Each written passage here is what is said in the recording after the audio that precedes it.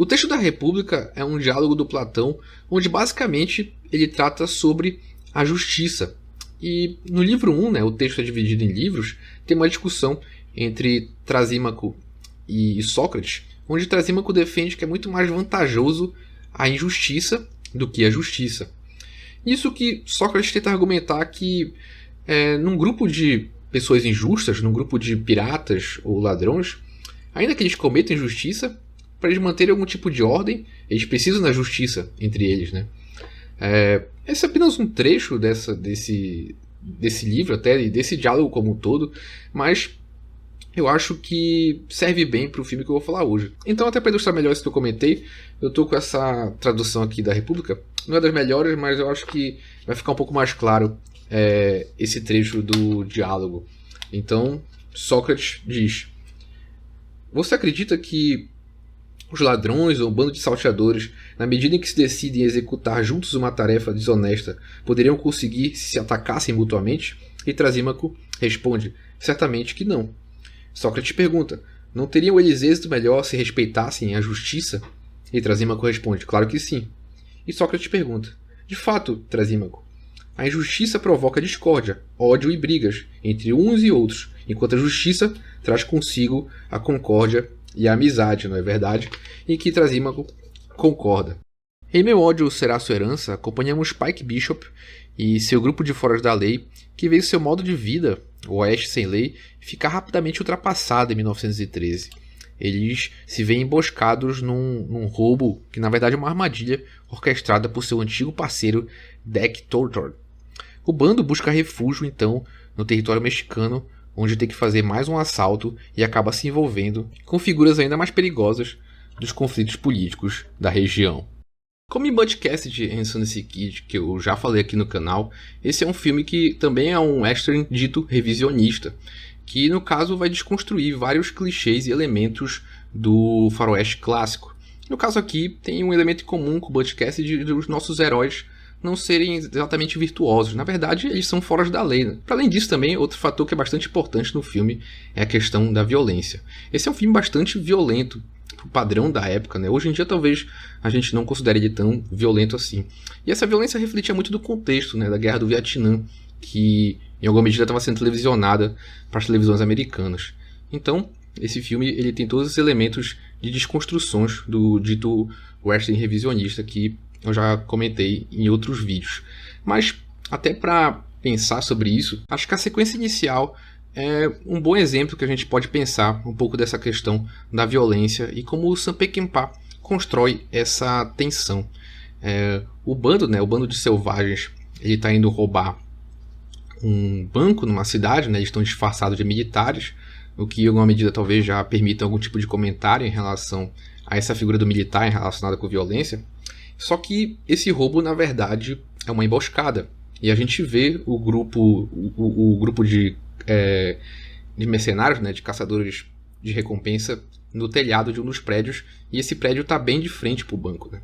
Então, o Sam Peckinpah ele constrói toda uma tensão, ainda nos créditos do filme, né? A gente vê esse bando chegando e está acontecendo algum tipo de cerimônia, né? Algum tipo de festa na cidade, né? Que vai acontecer uma marchazinha em seguida, e eles adentram no banco, mas eu acho que essa questão da construção da tensão que o diretor faz é o grande trunfo no decorrer do filme, né? Ele constrói uma panela de pressão, onde a gente tem toda a tensão que tem dentro do banco, toda a tensão que está no telhado, né, em relação ao momento de começar o ataque, né?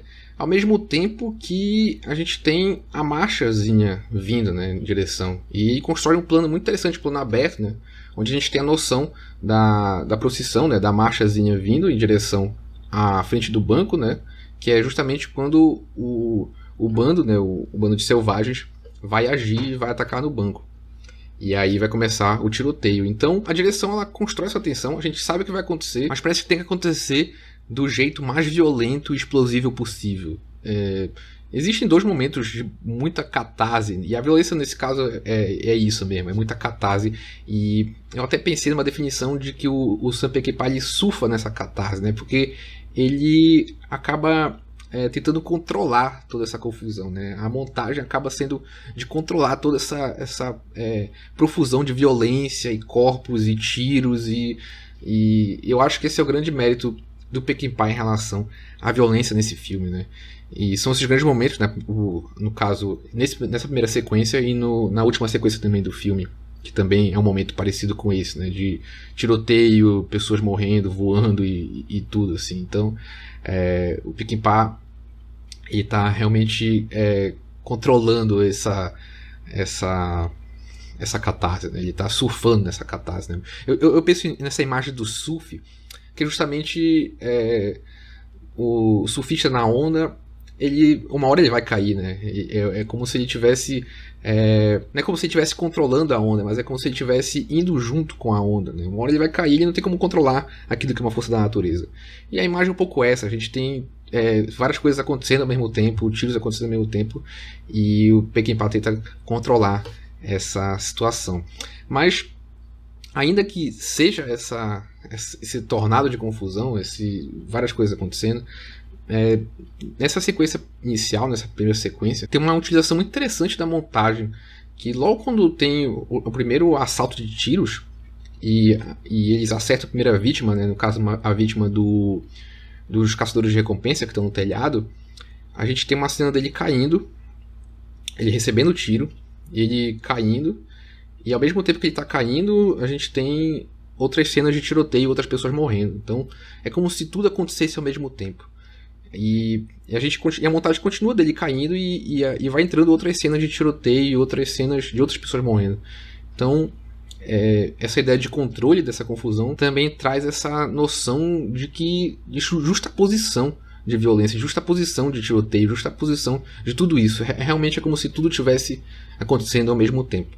O que vai de encontro com essa ideia de tentar controlar essa confusão, de tentar surfar nessa catarse, né? Essa imagem que eu tentei trazer dessas sequências, né? Outro aspecto que é relacionado também a essa questão do faroeste revisionista, né, que eu comentei no podcast, é essa noção de não ser um filme tão colorido, né?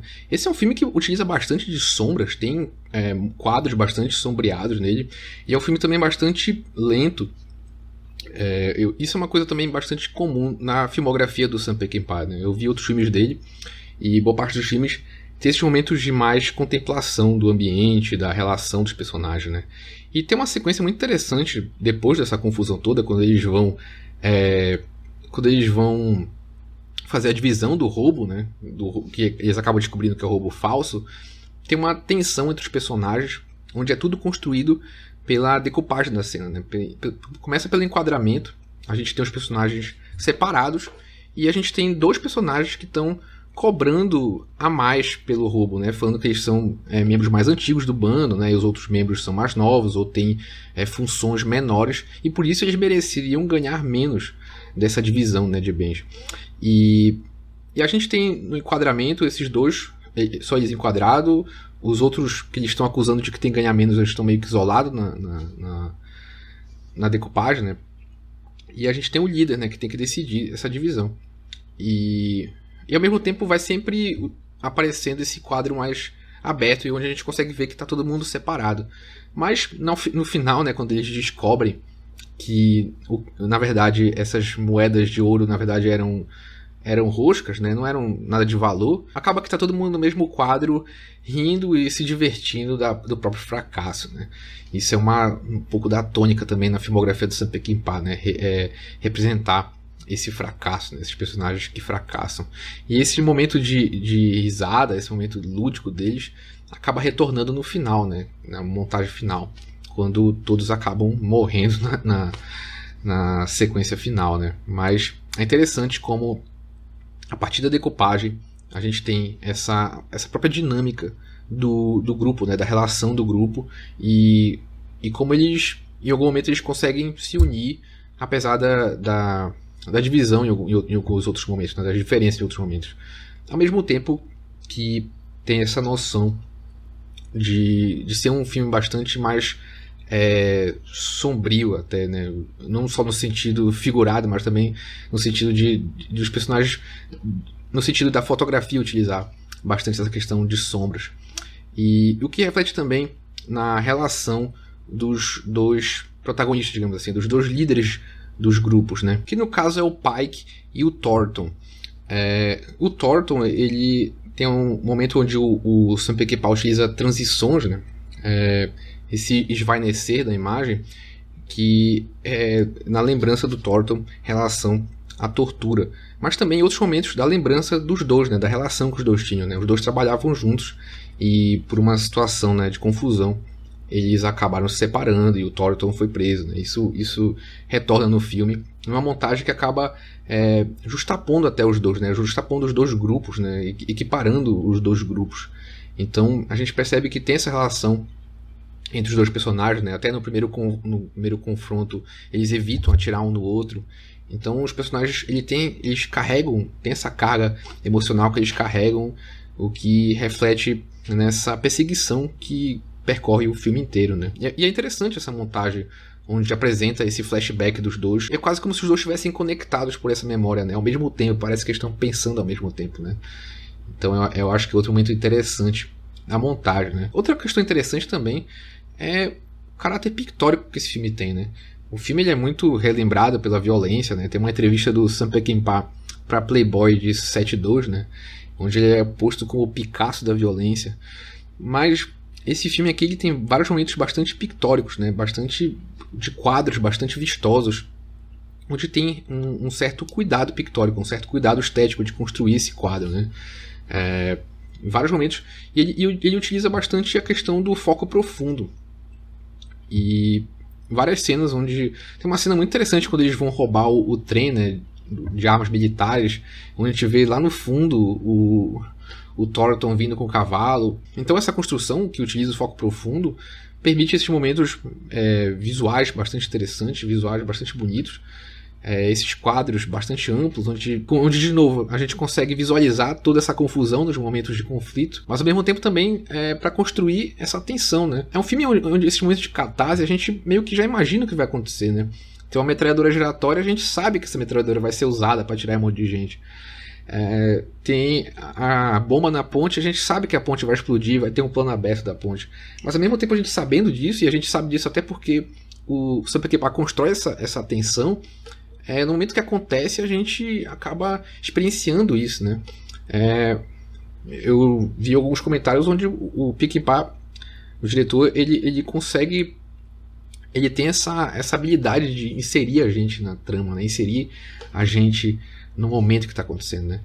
E esse uso do foco profundo, para além dessa criação de imagens inventivas, também auxilia nessa questão da tensão. Então, Meu Ódio Será Sua Herança, ele é um filme que consegue evocar essa catarse, né? Consegue surfar nessa catarse, ao mesmo tempo que consegue ser bastante pungente com essa melancolia que traz sobre a morte, sobre essa irreversibilidade do tempo e da velhice, né?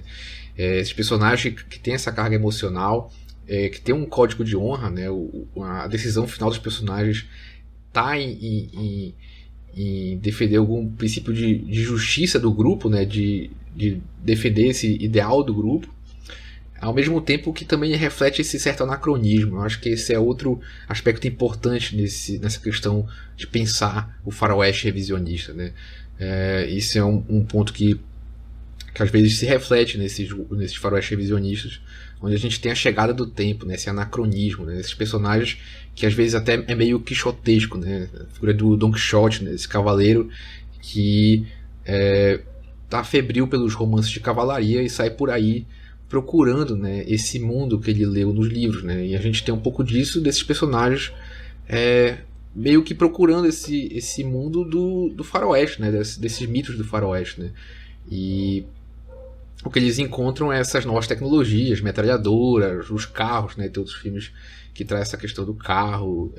Então essa questão do tempo, essa irreversibilidade do tempo, essa melancolia da perda, ao mesmo tempo que a gente tem essa questão da memória desses personagens, né? Dessa amizade até dos personagens.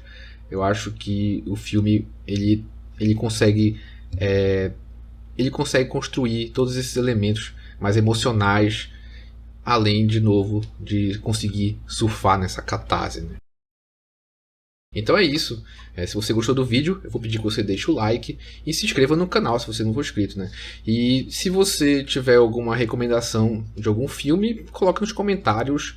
E se você gostar de podcast, na descrição tem o meu podcast, que é o Sem Mais Podcast, onde toda semana eu tô falando de algum filme. Essa semana, inclusive, eu falei sobre Tragam-me a Cabeça, de Alfredo Garcia, mais um filme do Sam Peckinpah. É isso então, obrigado por assistir até aqui e até mais.